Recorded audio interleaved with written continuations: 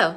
I'd like to give a big shout out to Stephanie, the style stumbler. She is one of my favorite YouTubers. She's from Switzerland or Germany, not sure about it. I love her content, and now she has released a video where she has already on her hands 2 of the new YSL palettes, specifically the number 700, that is the one here on the left, and number 800, that is this one. And I recommend to watch her video. I already watched it and I would like to share with you my reaction to it. First, some considerations about this palette, the 700. I think I will skip it. If you notice, there's the same pattern you can find on the Stora dolls. I mean, there's a glittery shade at the top left, and this glittery shade, I believe, is quite sparkly, as well as the one in Stora dolls. As you may know, I decluttered my Stora dolls palette. I think that this palette, number 700, would be exactly with the same drawbacks of Stora dolls. And if you notice, you have the glittery silver shade. It looks like blue here, but it's more like a silver. And there's a plain black. So again, this smoky palette has the same 2 shades as every other smoky palette. There's no innovation, it's quite boring, in my opinion. And the charcoal shade, yeah, is bluish, nothing special. And then you have a nude shade that, yeah, Stephanie has shown comparisons. I may have something like that. I realized after this video by Stephanie that this can be skipped.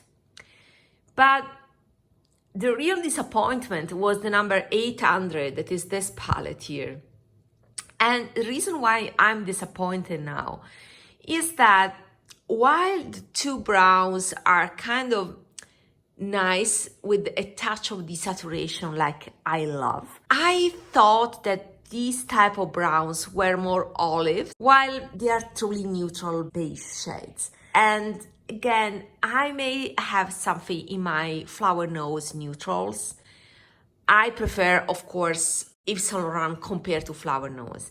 Flower Nose is upper mid-range, while this is one of the best formula on the market, in my opinion, especially the satin shades and matte shades. Matte shades are my favorites because they are infused with primers, so they are long-lasting and so thin. They have grip on skin. I love this formula. I'm pretty sure that once I find a color scheme that I love, that would become my favorite palette because the formula is already top-notch.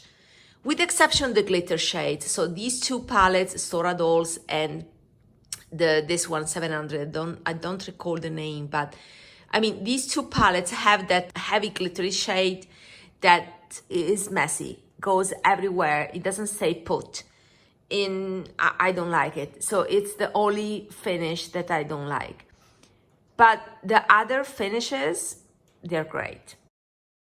So about this one, I expected the browns to be more olive, and it's not the case. I expected this one, this shade here, to be more green, but it's practically gold with a greenish hue, but is more of a gold.